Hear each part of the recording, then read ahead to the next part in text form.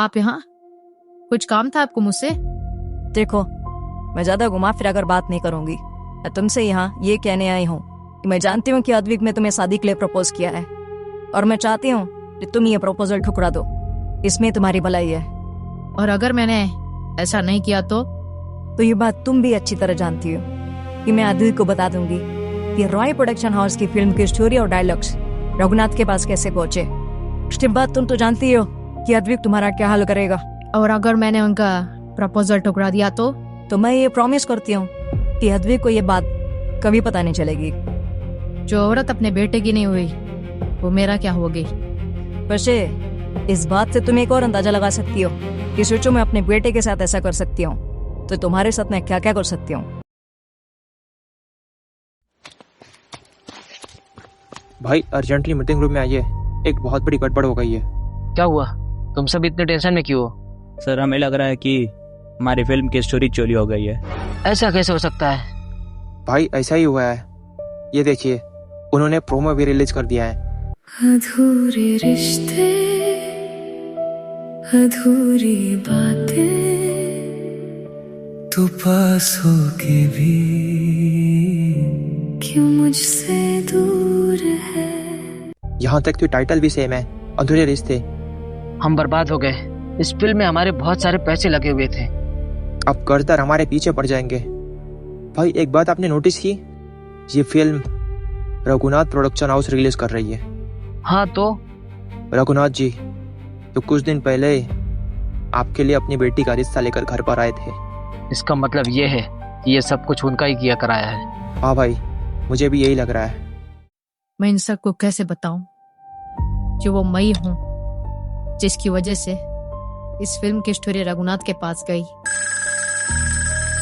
एदिकास, तुम्हारी वजह से आज हम लोग अपने मकसद में कामयाब हुए हैं। Good job. हमने फैसला किया है कि इस बार तुम जो भी स्टोरी लेकर आओगी उसके लिए हम लोग तुम्हें 10 लाख रुपए देंगे ताकि तुम और अच्छे से काम करो। Shut up. आगे से मैं तुम लोगों का कोई भी काम नहीं करने वाली। मैं ये अच्छी तरह समझ गई हूँ कि तुम लोग कितने घटिया इंसान हो। अभी तक तुमने हमारा घटियापन देखा ही कहाँ है। क्या कहना चाह रहे हो तुम? अगर हमने अद्वैत को ये बता दिया कि ये स्टोरी तुम ही हमारे पास लेकर आई थी तो जानती हो ना क्या होगा। इसलिए तुम्हारी भलाई उसी में है, तुम चुपचाप वही करो जो हम तुमसे कह रहे हैं। तुम्हें जिसे बताना है बता दो। मैं अब तुम्हारी बातों में नहीं आने वाली। हे भगवान, ये मैंने खुद को कौन सी मुसीबत में डाल दी। भाई अब तो हमारे पास इतने पैसे भी नहीं है। हम अगले महीने स्टाफ की सैलरी, ऑफिस का रेंट, बाकी सब एक्सपेंसेस कैसे मैनेज करेंगे। बैंक से ऑलरेडी हमने इतने फंड ले चुके हैं, अब तो बैंक भी हमें फंडिंग नहीं करेगी। मैंने कभी सपने में भी ऐसा नहीं सोचा था कि जिस प्रोडक्शन हाउस को पापा ने इतनी मेहनत से खड़ा किया था उसे एक दिन ऐसे बंद करना पड़ेगा।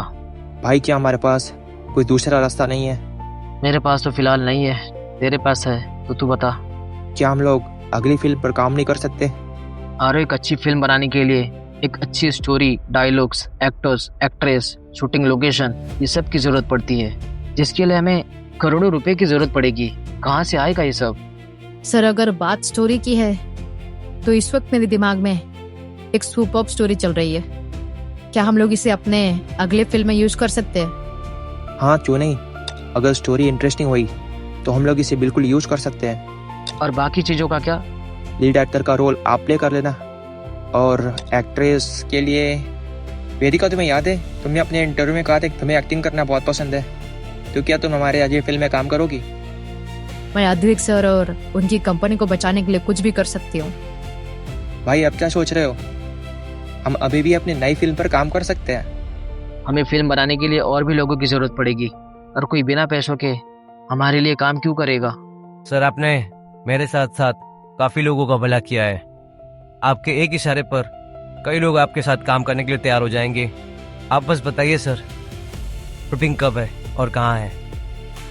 भाई हम अकेले नहीं हैं, अब तो आप हाँ कह दीजिए। बाय द वे, स्टोरी क्या है? वाह भाई, दिल खुश कर दिया आपने तो। क्यों ना हम अपने ऑफिस में हुई इस घटना के ऊपर फिल्म बनाएं, जिसमें सस्पेंस, थ्रिलर और रोमांस ये सब कुछ हो। इंटरवल तक तो ठीक है, लेकिन क्लाइमैक्स का क्या होगा? यहाँ तक कि हमें अभी तक ये भी नहीं पता चला है कि हमारी स्टोरी रघुनाथ के पास कैसे गई। सर हम लोग अपनी इस स्टोरी को 2 पार्ट में रिलीज करेंगे। स्टोरी का जो हिस्सा हमें पता नहीं है उसे हम पार्ट 2 के लिए रख देंगे, जिससे ऑडियंस में दूसरा पार्ट देखने के लिए क्यूरियोसिटी पैदा होगी। ग्रेट आइडिया वेदिका। तुम इस कहानी की फर्स्ट पार्ट का स्टोरी रेडी करो, तब तक मैं और आरव इस कहानी के दूसरे पार्ट पर काम करते हैं। तो इस मूवी का टाइटल नेम क्या होगा? हमारी फिल्म का टाइटल होगा द स्टोलन स्टोरी। हाँ, ये नाम सूट कर रहा है। रॉय प्रोडक्शन हाउस अपने अगले फिल्म द स्टोलन स्टोरी पर काम करना शुरू कर देते हैं और बहुत कम समय में मूवी का फर्स्ट पार्ट बनकर तैयार भी हो जाता है।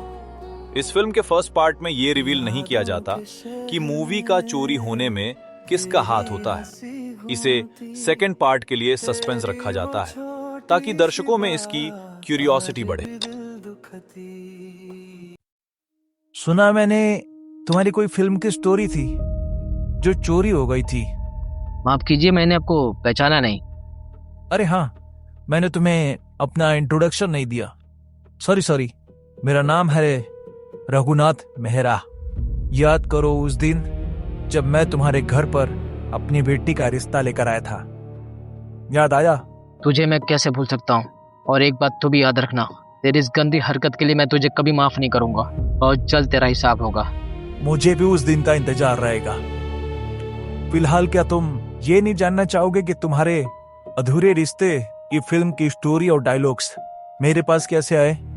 तू अगर नहीं भी बताएगा तो भी मैं पता कर ही लूंगा। वो एक लड़की है जो तुम्हारे ऑफिस में हाल ही में ज्वाइन हुई है। उसका नाम क्या है? सब कुछ मैं ही बता दूंगा, तो तुम क्या करोगे? वो कौन हो सकती है? आरो जरा पता करके बताओ, हाल ही में हमने कौन सी लड़की को हायर किया है। ठीक है भाई। अद्भुत सर, कल हमें द स्टोलन स्टोरी की प्रमोशन के लिए निकलना है। मैंने बाकी लोगों को इन्फॉर्म कर दिया है। आप भी समय पर पहुंच जाना। ठीक है, मैं टाइम पर पहुंच जाऊंगा। वो लड़की कहीं वेदिका तो नहीं? भाई वेदिका के बाद हमने किसी भी लड़की को हायर नहीं किया। वेदिका, थोड़ी देर पहले मुझे रघुनाथ का कॉल आया था और मुझे पता चल गया है कि फिल्म अधूरे रिश्ते की कहानी उसके पास कौन लेकर गया था। अद्भुत sir, I can explain you. ये सब मैंने अपनी मर्जी से नहीं किया था, बल्कि उसके बहकावे में आकर किया था। इसका मतलब मेरा शक सही निकला, ये सब तुमने ही किया है। सर प्लीज मुझे माफ कर दीजिए। आपको तो पता है मैं किस सिचुएशन से गुजर रही थी। क्या तुम्हें अंदाजा है कि तुम्हारी इस हरकत से हमारी कंपनी के कितने सारे स्टाफ की नौकरी जा सकती थी? हम सड़क पर आ सकते थे। ये मेरी मजबूरी थी सर, अब प्लीज मुझे माफ कर दीजिए। द स्टोलन स्टोरी के डायलॉग्स तुमने किसको और कितने में बेचे हैं? सर इस बार मैंने ऐसा कुछ नहीं किया है, अब प्लीज मेरा यकीन करिए। इस बार मैं इस कंपनी को डूबने से बचाना चाहती हूँ। मैं कितना बेवकूफ था जो तुम जैसी लड़की से प्यार कर बैठा। चली जाओ यहाँ से, मेरे ऑफिस से भी और मेरी जिंदगी से भी। मैं सिर्फ और सिर्फ नफरत करता हूँ तुमसे। चली जाऊंगी, बहुत दूर चली जाऊंगी और फिर कभी वापस लौट कर नहीं आऊंगी।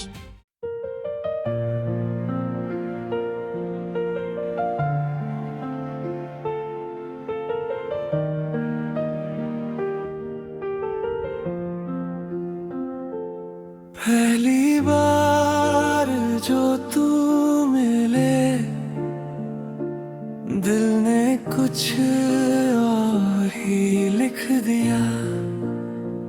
छोटी सी एक चाय की दुकान और दुनिया का नक्शा बदल गया। ये मोहब्बत का सफर अधूरा सा रह गया। जो हाथ था तेरा हाथ से फिसल गया। हम रास्ते में कहीं रेत की तरह बिखर गए। बस यादों के निशान पैरों में रह गए।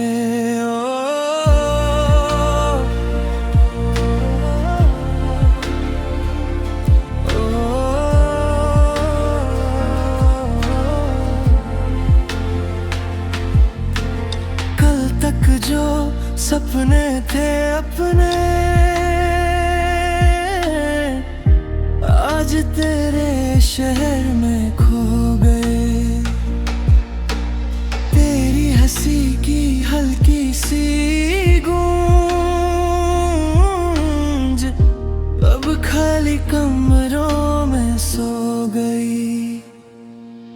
ये मोहब्बत का सफर अधूरा सा रह गया, जो हाथ था तेरा हाथ से फिसल गया।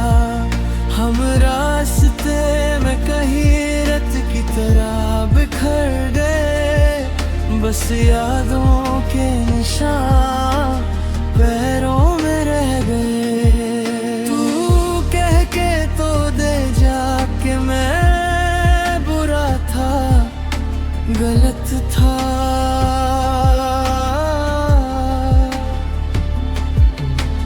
झूठी सही पर इस दिल को सहारा मिल जाएगा।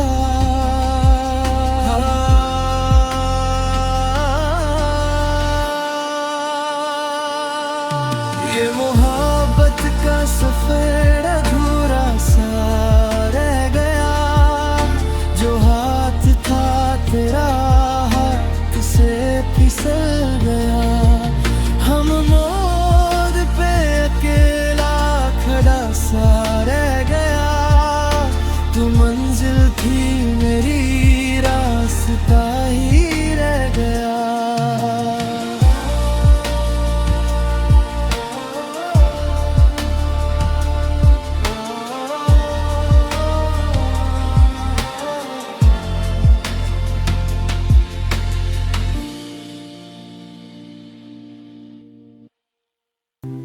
ये मोहब्बत का सफर अधूरा सा रह गया। आगे की कहानी देखने के लिए हमारे चैनल को अभी सब्सक्राइब करें और अगर आपको ये वीडियो पसंद आया हो तो इसे लाइक करना बिल्कुल ना भूलें। क्या आपने कभी किसी से सच्चा प्यार किया है? कमेंट में बताइए।